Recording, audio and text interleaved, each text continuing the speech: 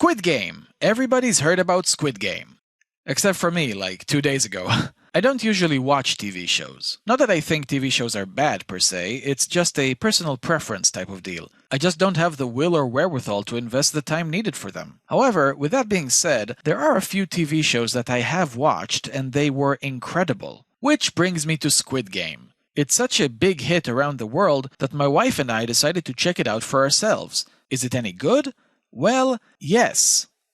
But it isn't perfect. The show does a few important things extremely well, especially in the first half, but the second half brings with it a bunch of issues that really bothered me. Such a beautiful number! 69! We'll get to that. So please sit back, relax, and enjoy as I explain why, in my opinion, Squid Game is genius and flawed. Oh, and this video will contain spoilers. I'm assuming you've already seen the show. Last chance to click away! Okay, let's go.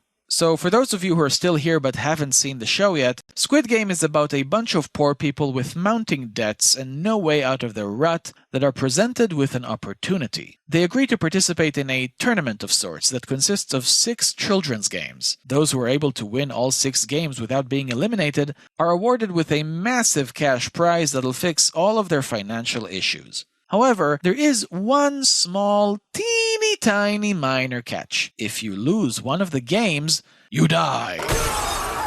And that's it. That's all you need. This is a genius premise that hooks the viewers immediately, and it hooked me as well. Each episode, I was eager to find out what the next game will be. What's the next deadly situation that our heroes will have to face? Speaking of which, the show does an excellent job with its characters. The heroes are all really likable. You care for them a lot, you see what they're going through, and you want to see them survive. Which inevitably leads to heartbreak because, yeah, none of them are getting out of this alive. And you also have the characters that you love to hate and you desperately want to see them get killed. Special mention goes to Sang-woo, who starts the show as the main protagonist's best friend, but ends it as his bitter rival. By far the best character development in the entire show. The premise really is a masterstroke, and all of it works because the show asks a very fundamental and relatable question.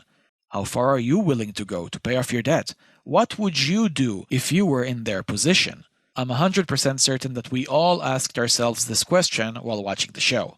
These are the main reasons why the show is ingenious. Not to mention the show oozes creativity with its crazy sets and crazy set pieces, and of course, the gratuitous levels of violence will always put butts in the seats. Squid Game proved to be a very gripping and emotional viewing experience that I enjoyed overall. However, with all the positives, the show has a few issues that bring it down for me.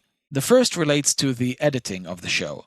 There are so many moments when the show cuts to a quick flashback in order to remind us of a specific piece of information that is all of a sudden relevant. My problem with this is, we don't need it. We don't need the cutaway. We can understand the situation without it. For example, in the first episode, the main character, Gi-hon, runs away from people he owes money to, and he bumps into this lady. Later on, when he's caught, he reaches for his pocket to give them what little he has, but we find out that his money is missing. Of course, we immediately understand that the woman he bumped into probably took it.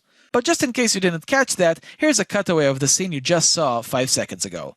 We don't need it. This type of thing happens often in the show, and to me, it just feels like disrespecting the audience's intelligence. The only time when the show doesn't do this is with this phone. You see Darth Vader put the phone down one way, and later we see the cop put the phone down the other way. And when Darth Vader sees this, we immediately understand that he knows something's up. He even puts it down the right way again, and the camera lingers on the phone. That's how you do it. That's how you let the audience know without telling them outright. You're good, but you made one mistake. I always put the receiver down the other way. Oh, come on. Why'd you have to ruin it, show? You were so close to getting it right. The second issue I have with the show is the multiple subplots that just don't go anywhere. You have this doctor character who teams up with some of the guards. He helps them out with their operation, and in return they tell him in advance what the next game will be. And then after a few episodes, they're discovered and get killed. Okay. You also have this undercover cop who infiltrates the entire operation in search of his brother. The entire show he's in disguise, looking for clues. And then, at the very end, he discovers that his brother is actually Darth Vader. Oh, the shock! And then he kills him! Okay.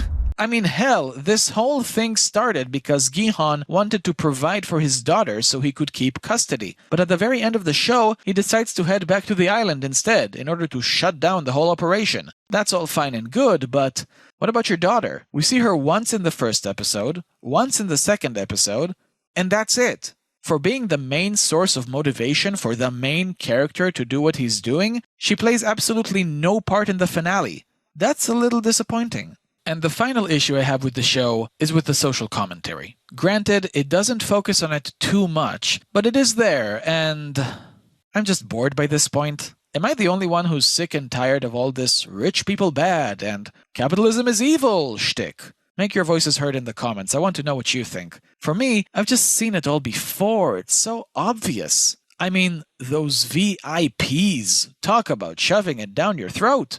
Throughout the entire show, you're wondering, who's behind all this? Who's benefiting? What's the point? And then you realize it's just a bunch of evil rich people. They're so poorly written without any nuance or subtlety, and the acting is so over the top, it's embarrassing. Hell hath no fury like a woman scorned.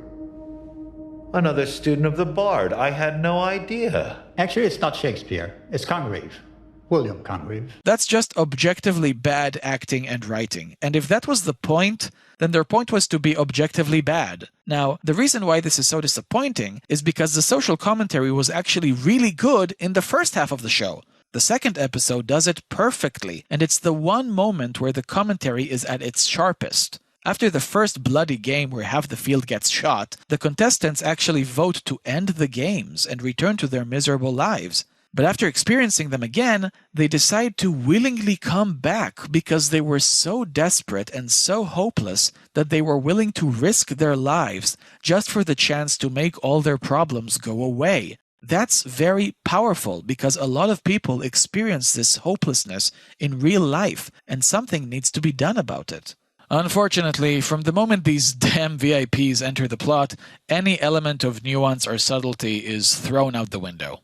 Honestly, after knowing that this is what's behind the curtain, I would have preferred to not be told a thing and keep the mystery alive. Speaking of which, at the end of the show, Il-nam is revealed to be the man behind everything. And I already saw this twist coming because my genius wife predicted it, like in episode 3. Yet another disappointing reveal that didn't do much for me.